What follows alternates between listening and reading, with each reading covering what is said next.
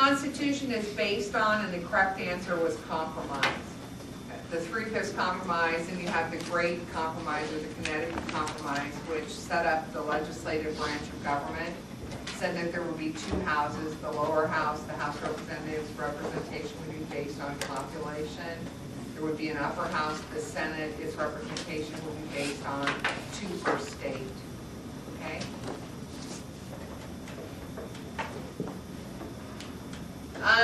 Principles of the Constitution. Federalism, civil liberties, republic, government, not with a capital R, Republican Party, but a republic as in we vote for somebody to go to Congress and represent us. Founding Fathers and property. The Founding Fathers, or the people who went to the Constitutional Convention, considered the ownership of property to be an inherent right that every man has. And for 200 and some plus years, we have protected the right of private property in this country. Now, does that mean the government can't ever take your property? No. But if they take it for public purposes, they have to pay you free, market value for that property. Okay, they can't cheat you.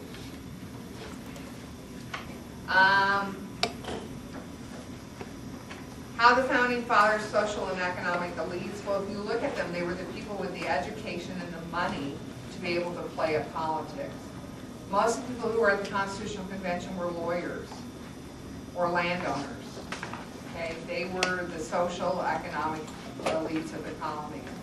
Most Americans in 1776, 1781, 1787, 1797, whatever, were yeoman farmers. And the word yeoman indicates what?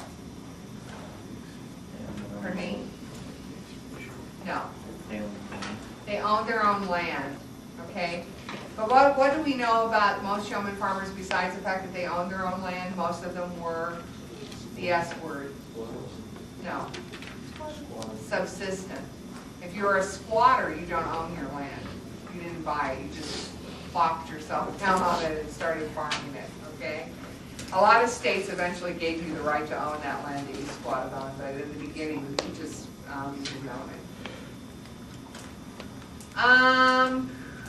Founding Fathers and political parties, they had great disdain for them. Disdain means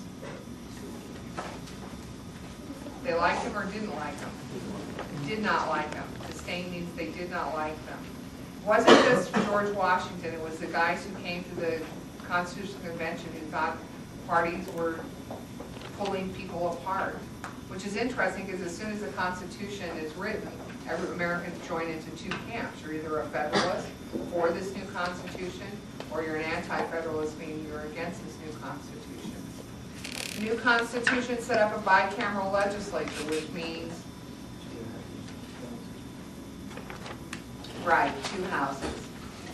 It sets up a federal system of government, which means the power of the government rests with the central government, and the power flows down to the states, and from there it flows down to the local. Okay? According to federalism, there are certain powers that are only the central government can hold, like the right to coin money, the right to draft troops. There are certain powers that states hold, like the right for marriage laws, for education. And then there are powers that they share, things like the right to tax. Okay, both the central government and the state government can tax us.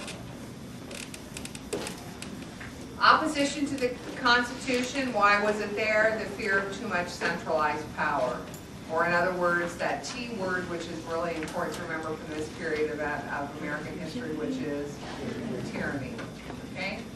The anti-federalists, who were they? The people who opposed the Constitution being ratified. Most of them were yeoman farmers or small businessmen. They feared that their interests were not going to be represented. Okay? And they had a greater chance of their interests being represented with the power being in state governments than they did with the power resting in central government. Okay? What were their concerns? Things like taxation, that a king would develop again.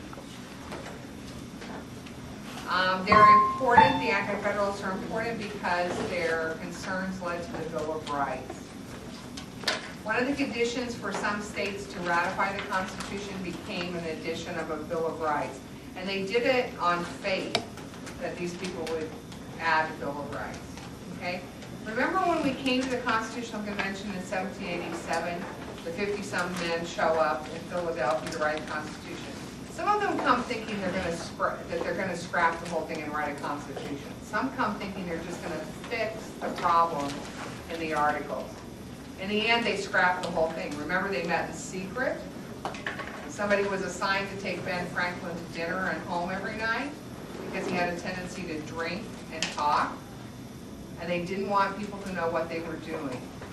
Okay, kind of goes against all those open meeting laws and things we have today.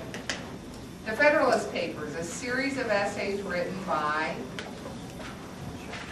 Madison, Jay, and Adams, explaining why the Constitution should be ratified. Why the Constitution should be ratified.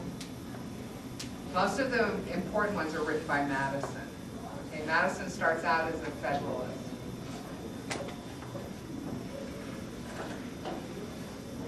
Ratification struggle. If they had put the vote to the common man on, every man who owned any property got to vote on whether or not the Constitution should be ratified, it would have never been ratified. Every state except New York put the vote to the state legislature, and state legislatures were controlled by men who had property and money. Yeah.